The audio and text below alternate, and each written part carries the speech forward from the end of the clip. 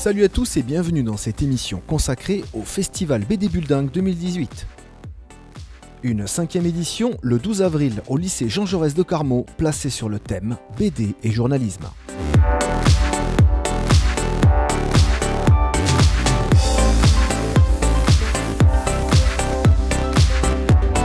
Ateliers et conférences se sont succédés toute la journée sous la houlette de professionnels du milieu afin de débattre d'une manière générale sur la bande dessinée, mais aussi sur sa relation avec le monde du journalisme. C'était l'occasion d'en savoir plus directement auprès des intervenants sur leur présence et leurs ateliers. Alors, je m'appelle Sigrid Demaine, je suis responsable du secteur BD à la médiathèque de Carmaux, en charge de cette fonction depuis 3-4 ans. Alors je m'appelle Pierre Druy, je fais de la bande dessinée, de l'illustration et je suis ici pour animer un atelier de dessin de presse. Richard Saint-Martin, des éditions Aquileos.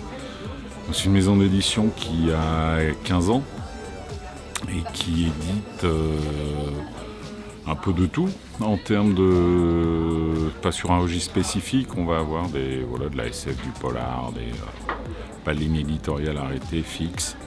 On a de la jeunesse, on fait même des ouvrages sur l'illustration, sur le cinéma, donc tout ce qui touche à l'image au-delà de la bande dessinée. Daniel Zensen, professeur documentaliste au lycée Jean Jaurès de Carmaux. Alors l'atelier est basé en fait sur l'histoire de la BD tout simplement. C'est expliquer aux élèves, aux ados qui participent à ce festival un petit peu d'où vient la BD, l'historique, d'où elle est partie. Pourquoi on en est là aujourd'hui, voilà, tout simplement. Pour l'instant, ça va, c'est très convivial. Les profs, tout, l'ambiance, les locaux sont super sympas. L'endroit où nous sommes mis également. Il y a des petits coins comme ça, des recoins avec des ateliers à droite, à gauche, des gens qui passent, qui écoutent, qui regardent. Très bien. On a été très très bien accueillis par le lycée. Nous avons eu le premier atelier avec quelques élèves, certains réceptifs, d'autres beaucoup moins. Mais bon, on est arrivé au bout d'une heure quand même à les intéresser au sujet. Et ben là déjà je représente mon travail rapidement, quoi. Leur montrer que pour un seul dessin, il faut quand même passer une bonne journée, quoi. Donc en sachant qu'en une heure, c'est quand même limité. Alors là, je pars de titres piqués dans la dépêche. Donc on a des titres assez sympathiques comme la rivière Tarn en fête ce week-end. Rugby, la victoire ou l'humiliation, voilà. Bon, je prends des titres dans la dépêche et je leur demande de faire un dessin à partir de ça, quoi. Bon, c'est tiré un peu au hasard, quoi. Mais bon, ils arrivent à faire des dessins assez marrants, quoi. Oui, alors moi c'est Chloé, je suis en première gestion administration. Moi c'est Mariana, je suis aussi en gestion administration depuis 2 ans. Alors c'est nous qui avons tout organisé, les plannings par rapport aux intervenants, les badges pour les intervenants, les professeurs et les élèves. Après on a dû mettre en place aussi le planning au niveau des horaires de passage de chaque classe dans les ateliers. Après nous on était plus gestionnaires parce qu'on est parti aux réunions aussi, on a participé aux réunions pour savoir comment ça allait se dérouler, les gens qui allaient intervenir ou pas. Mais toute la classe a donné du sien, donc voilà.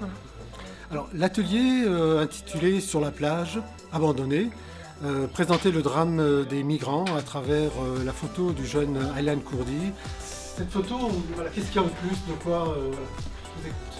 Maintenant ce qu'on ne voit pas et ce qu'on peut imaginer ou deviner. On peut penser que c'est moyen.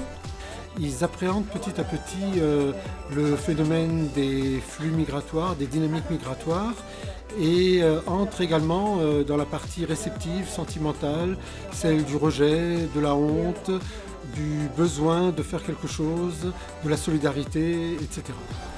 C'est la guerre. Pardon ? Allez-y. Mademoiselle, oui ? C'est la guerre. Alors de la guerre, oui, indirectement. Il y a plein d'affaires qui s'échouent parce qu'ils veulent quitter la Syrie et ils prennent le bateau et ils s'échouent et retrouvent souvent des enfants sur la plage.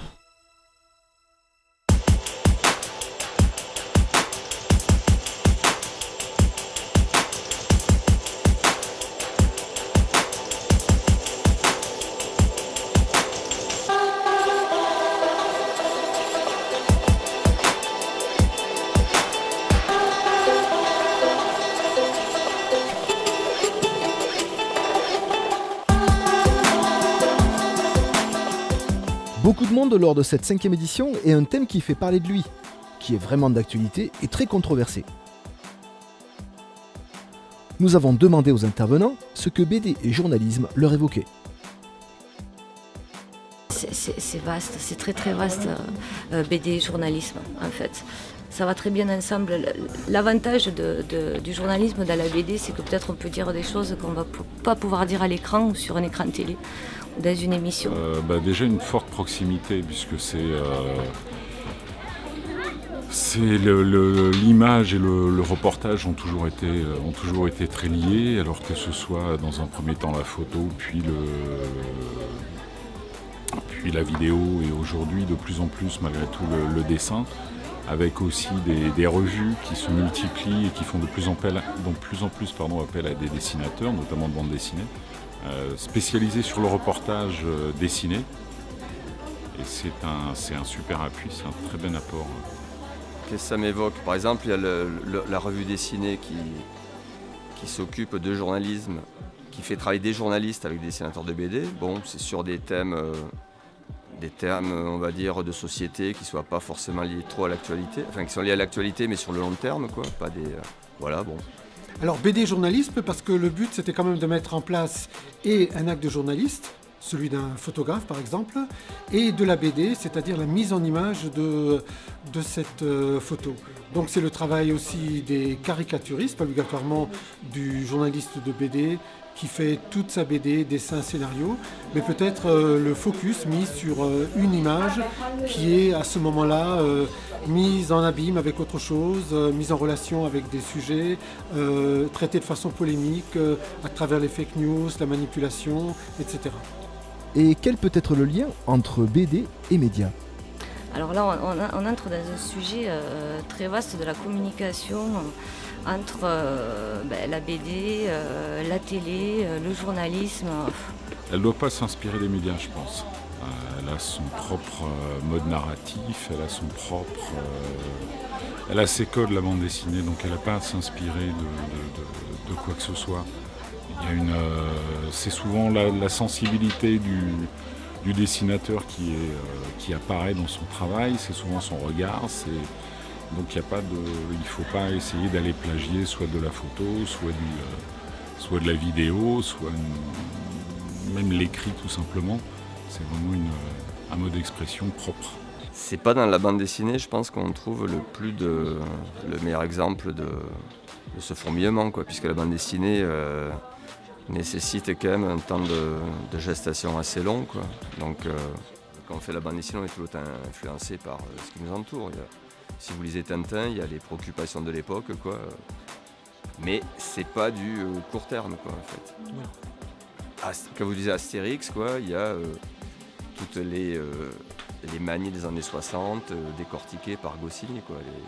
L'arrivée de la société de consommation, vous l'avez dans Astérix, quoi. Je pense qu'il y a quand même plus de liberté dans l'approche graphique. Même si, encore une fois, l'auteur peut apporter sa propre vision, son point de vue, il n'y a pas... Chaque média a son mode de narration propre, sa façon de rapporter un événement. Alors la BD s'inspire énormément de l'actualité, comme de l'histoire en général, donc qu'elle soit actualité du moment, histoire plus ancienne, voire récente, et de nombreux titres traitent de l'actualité.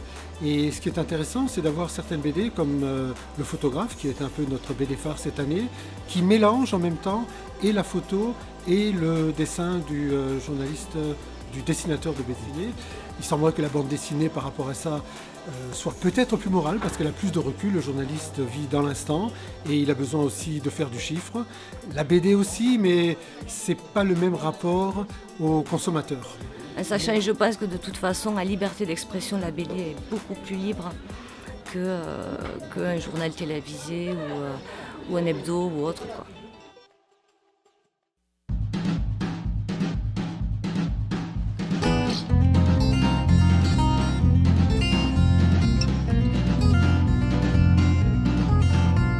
Retour dans les couloirs du lycée, et nous en avons profité pour demander aux élèves ce qu'ils pensaient des médias en général.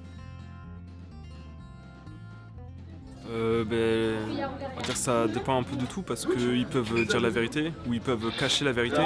Et du coup, au final, on se rend compte que les médias, il ne faut pas toujours les suivre et qu'ils disent ce qu'ils veulent bien.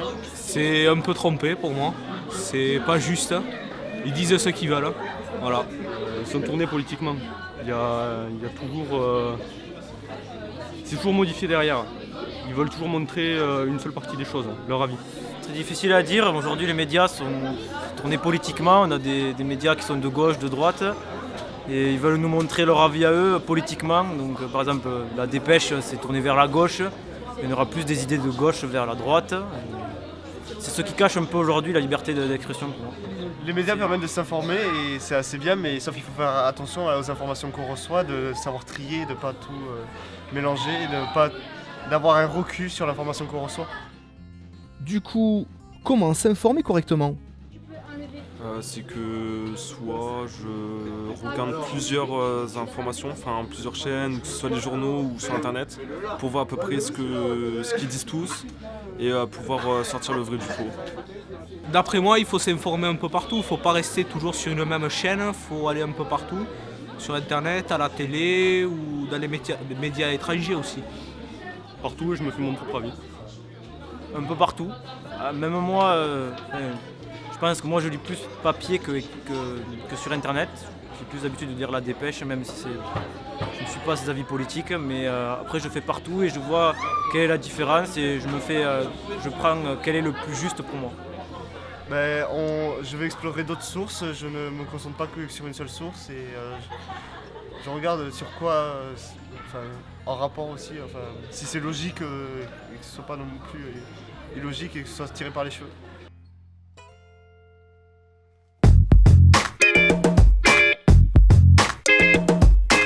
Beaucoup d'idées sont amenées, le thème du festival invite à la prudence, mais permet aussi des échanges riches, comme en témoignent les interventions de chacun jusqu'à présent.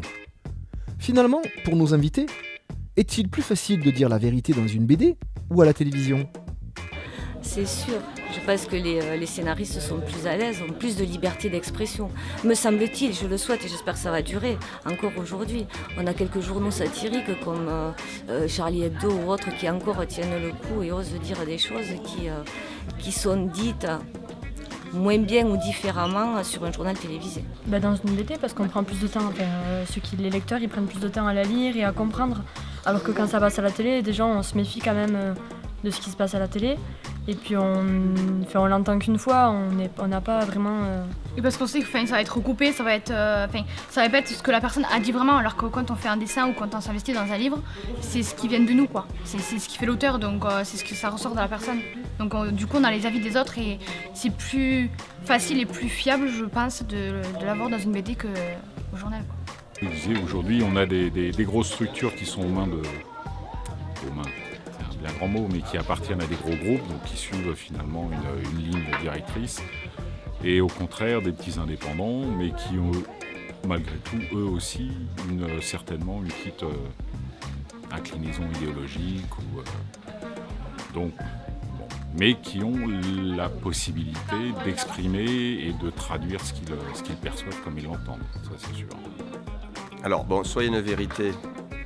Si c'est une vérité, elle est bonne pour tout le monde. Si c'est relatif, c'est pas une vérité.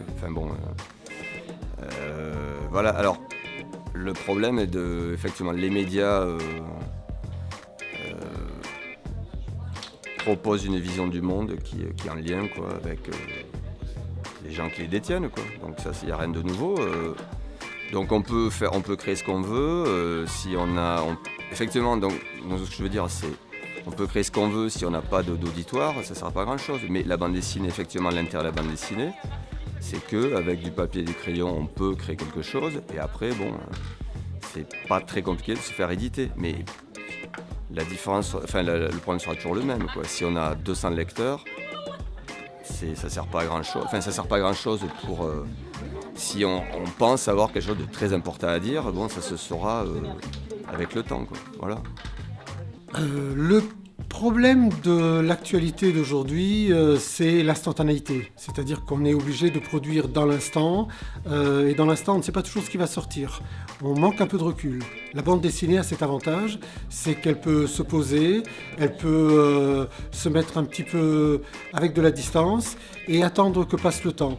Et certaines bandes dessinées sont conçues, par exemple celle que nous avons qui est consacrée à Tchernobyl, avec beaucoup de recul sur l'événement et permet davantage une analyse que ce qui est fait dans le feu de l'action. L'après-midi est déjà bien entamé. Direction l'amphithéâtre pour la remise des prix de la 5e édition du festival. Quels sont les lauréats cette année ?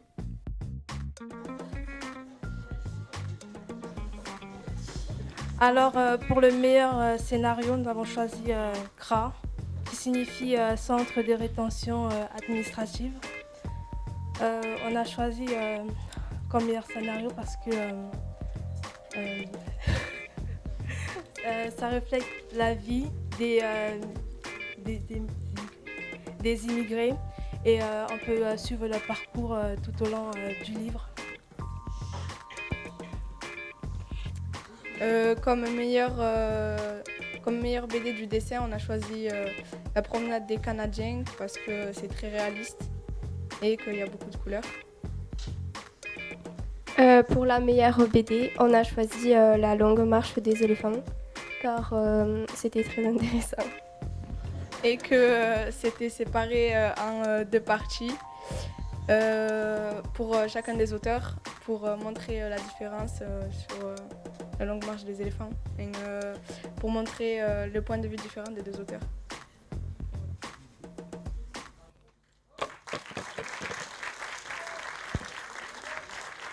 Voilà, et en plus, comme on est très chanceux donc d'avoir un des lauréats sur place, il nous a fait une magnifique dédicace qui restera dans le CDI.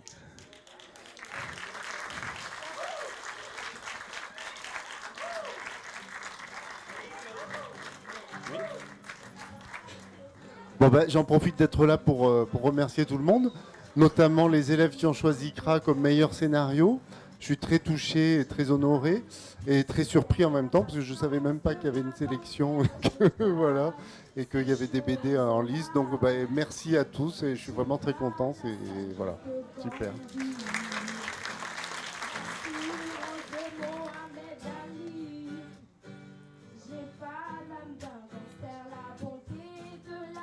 Et voilà, c'est tout pour cette année. La journée a été riche en rebondissements et en rencontres. Raison de plus pour se donner rendez-vous pour un 6e festival en 2019, avec cette fois le thème du fantastique pour toile de fond. Juste moi, mes délires, j'ai rien d'autre à offrir, mais je sais qu'en vrai c'est déjà ça.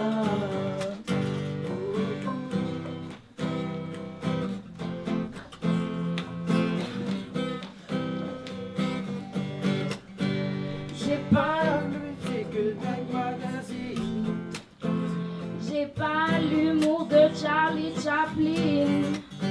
J'ai pas la science, en plus de savoir faire de bocus. Non, je n'ai pas ces choses-là. J'ai pas la chance de Neil Armstrong. J'ai pas la carrure de King Kong. Plusieurs cordes à mon arc, la ferveur de la papille, le courage de Mandela. Je suis qu'un soul, mais écoute ça, baby. Je suis pas un Superman, loin de là. Juste moi, mes délires, j'ai rien d'autre à offrir, mais je sais quand même c'est déjà ça.